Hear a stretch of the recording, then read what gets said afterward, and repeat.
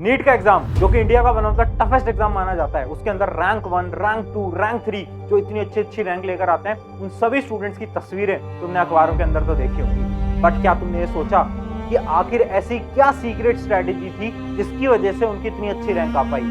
क्या कोचिंग की वजह से उनकी ये रैंक आई है या फिर उन्होंने कोई और मेथड फॉलो करा था? तो आज जानते हैं 5 सीक्रेट स्ट्रेटेजी जो कि हर एक नीट एग्जाम का टॉपर फॉलो करता है। We have a student from Tamil Nadu who has scored full marks in NEET. His name is Prapanjan. Thank you so much for speaking to us. पूरे भारत में 7 लाख से ज्यादा बच्चों के 10th में 90% से ऊपर नंबर आए। रिजल्ट आ चुका है नीट का, आपको मालूम है, और मेरे साथ खड़े हैं शानदार ले आएगा जो फर्स्ट रैंक ले आएगा। कोचिंग इंस्टीट्यूट्स ऐसे बैठे होते हैं, इसको मैं पकड़ूंगा, इसको मैं पकड़ूंगा, इसको मैं। 2 टाइम का खाना हो जाएगा इसमें, और इन लोगों की जिंदगी उसमें तब तक सिमटी रहती है। सपनों को साकार करने वाले 9 चेहरे। Coaching factories of Kota do produce a few gems, but many are dragged into a whirlpool of stress. अगर आप ऑलरेडी एक अच्छे स्कूल में पढ़ रहे हैं, अगर एक अच्छी फीस पे कर रहे हैं, तो फिर आपको कोचिंग की क्या जरूरत है? She quit because she could not take it anymore. NCERT is like Bible, Quran, Bhagavad Gita for NEET aspirants.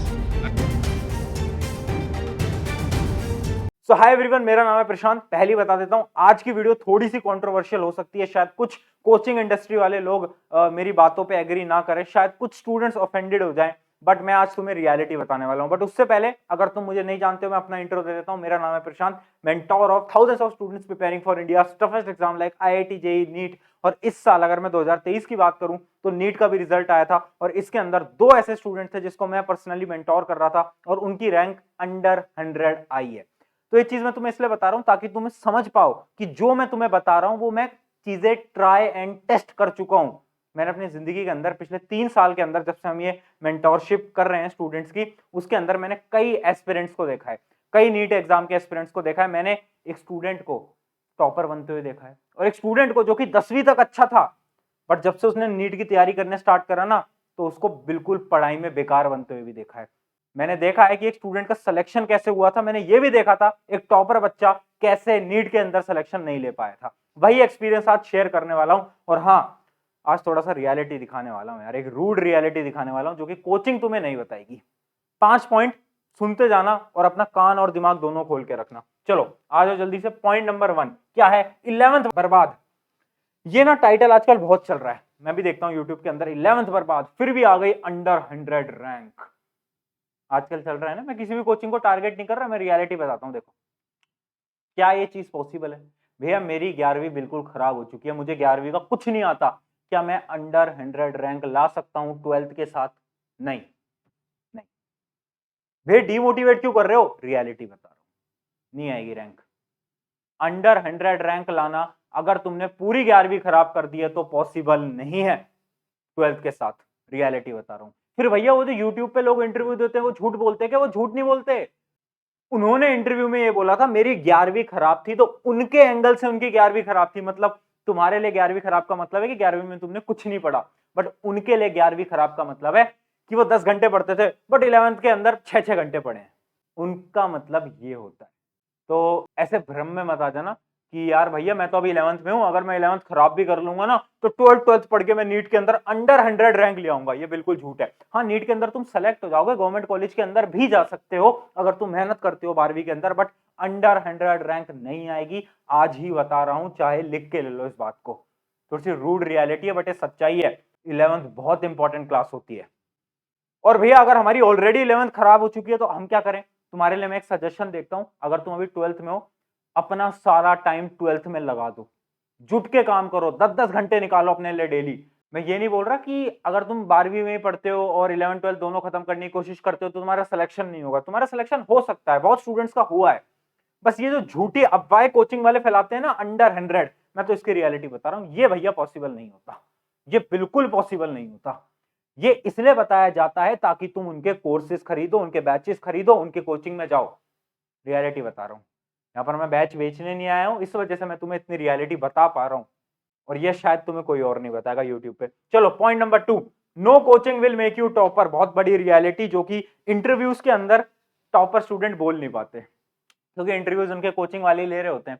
But जो मेंटोरशिप के अंदर थे मेरे स्टूडेंट्स, उन्होंने रियलिटी मुझे बताई हुई है कि भैया कोचिंग इंपॉर्टेंट है, कोचिंग से हमारे कॉन्सेप्ट क्लियर होते हैं, एक अच्छी कोचिंग जाना इंपॉर्टेंट है, बट कोचिंग टॉपर नहीं बनाता। कोचिंग तुम्हें पढ़ाता है, कोचिंग तुम्हें समझाता है, कोचिंग तुम्हें गाइडेंस देता है, बट टॉपर तुम्हें बनना पड़ता है। टॉपर कैसे बनेंगे? Self study.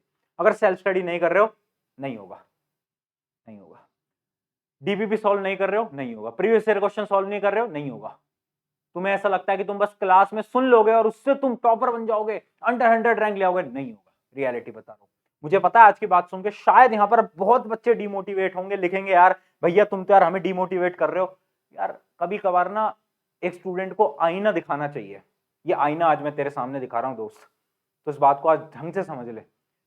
कोचिंग के भरोसे मत बैठ, सेल्फ स्टडी पे फोकस लगा। कोचिंग जा, अच्छी बात है, बट सेल्फ स्टडी कर। पॉइंट नंबर 3 क्या है? Concentration in class.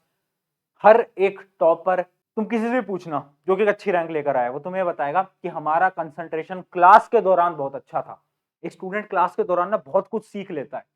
मैंने ऐसे कई स्टूडेंट देखे हैं जिनका सिलेक्शन नहीं हो पाता ना, तो उनका रीजन पता है क्या होता है? वो क्लास के दौरान ध्यान नहीं दे पाते थे, क्लास में डिस्ट्रैक्टेड रहते थे, आधे टाइम नहीं पढ़ते थे, आधे टाइम ऑनलाइन क्लास लेते थे तो फोन चलाते रहते थे, क्लास देखते ही नहीं थे। तो एक टॉपर वो होता है जिसका क्लास के अंदर कंसंट्रेशन, चाहे ऑफलाइन क्लास हो ऑनलाइन क्लास हो, एक नंबर हो।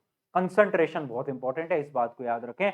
अगर कंसंट्रेशन नहीं आएगा तो बहुत परेशानी होगी। मैं ये नहीं कह रहा कि सिलेक्शन नहीं होगा अगर तुम्हारा क्लास के अंदर कंसंट्रेशन नहीं होगा, बट प्रॉब्लम बहुत होगी, क्योंकि टॉपर स्टूडेंट क्लास के अंदर ही 80% तक नॉलेज को गेन कर लेते हैं। आगे चलते हैं। अगला क्या है? Subject management. ये भी बहुत इंपॉर्टेंट पॉइंट है, इसको भी ध्यान से समझना। एक स्टूडेंट था जिससे कि मैं इस साल बात कर रहा था, उसका स्कोर आया है 550। मतलब उसकी उम्मीदें बहुत ज्यादा थी कि भैया 600 प्लस तो आना ही चाहिए, बट उसका 550 स्कोर आया।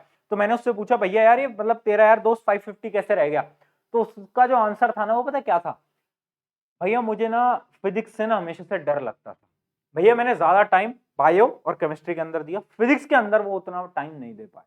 बायो के अंदर उसके पता स्कोर कितना था? 350, क्योंकि बहुत ज्यादा होता है, बट फिजिक्स के अंदर बहुत कम रह गया, जिसकी वजह से उसके मार्क्स बहुत बेकार आए हैं। तो यार ये एक रीजन था कि आपको मैं ये वाला पॉइंट आज लेकर आऊं कि सब्जेक्ट मैनेजमेंट बहुत इंपॉर्टेंट है। अगर तुम्हें रैंक निकालनी है, अच्छा सिलेक्शन लेना है, तो तीनों सब्जेक्ट को बराबर टाइम देना पड़ेगा, वरना नहीं हो पाएगा। लास्ट पॉइंट क्या है? कंसिस्टेंसी। देख यार मेरे दोस्त, अगर तुझे इस एग्जाम को क्रैक करना है ना, एक सिंपल सी बात बता रहा हूँ यार, ये एग्जाम इतना टफ एग्जाम नहीं है जितना तुझे लग रहा है। पता है क्यों? क्योंकि इस एग्जाम के अंदर 20 लाख बच्चे फॉर्म भर रहे हैं, आपने सुना होगा। इस 20 लाख के अंदर 10 लाख बच्चे ऐसे होते हैं जो कि मेहनत करके इस एग्जाम को देते हैं। उस 10 लाख के अंदर केवल 2 लाख बच्चे होते हैं जो कि कंसिस्टेंट होते हैं, सिर्फ 2 लाख। और उस 2 लाख के अंदर भी बहुत कम स्टूडेंट होते हैं जो कि मेहनत करते हैं बहुत ज्यादा। तो अगर तुम कंसिस्टेंट रह लोगे ना, मतलब डेली, अगर तुम डेली पढ़ने पे आ जाओगे ना, तो तुम 2 लाख के अंदर तो वैसे ही आ जाओगे, 20 लाख से डायरेक्ट 2 लाख के अंदर। तो कंसिस्टेंसी एक ऐसा टूल है ना कि तुम्हें अगर तुम 2024 में दे रहे हो तो पूरे 1 साल पढ़ना पड़ेगा, 2025 में दे रहे हो तो पूरे 2 साल पढ़ना पड़ेगा, बट कंसिस्टेंट रहना पड़ेगा, वरना सिलेक्शन नहीं होता। तो ये थे हमारे 5 पॉइंट। मुझे पता है कि कुछ बच्चों को आज शायद बुरा लगा होगा, यार भैया ने हर्ट कर दिया हमें कहीं ना कहीं, बट यार कभी कभार जिंदगी में हर्ट होना बहुत इंपॉर्टेंट होता है, क्योंकि आज तुम्हें ऐसा लगेगा ना कि यार भैया यार दिल पे लग गई आपकी बात, तो कल जब तुम सिलेक्शन ले लोगे ना, उसके बाद मुझे मैसेज करके कहोगे यार एक आदमी था पागल सा, उसने यूट्यूब पे जाकर ये बोला था कि यार ये वाली गलती मैं कर रहा था, उसने मुझे बताया था, उस चक्कर में मेरे दिल में एक आग लगी थी और उस वजह से मैंने सिलेक्शन ले लिया। उस दिन याद कर लोगे तुम मुझे, और उतना ही मेरे लिए काफी है। तुम 5 चीजों का याद रखना ऑन दिस नोट। शुक्रिया एवरीवन। सिलेक्शन लेना है, इस बात को याद रखना, और अगर सिलेक्शन लेने के लिए तैयार हो तो आपका एम जो है वो कमेंट जरूर करना कि आप नीट 2024 में देने वाले हो या 25 में देने वाले हो, वो कमेंट जरूर करना। ऑन दिस नोट शुक्रिया एवरीवन। मेरा नाम है प्रशांत।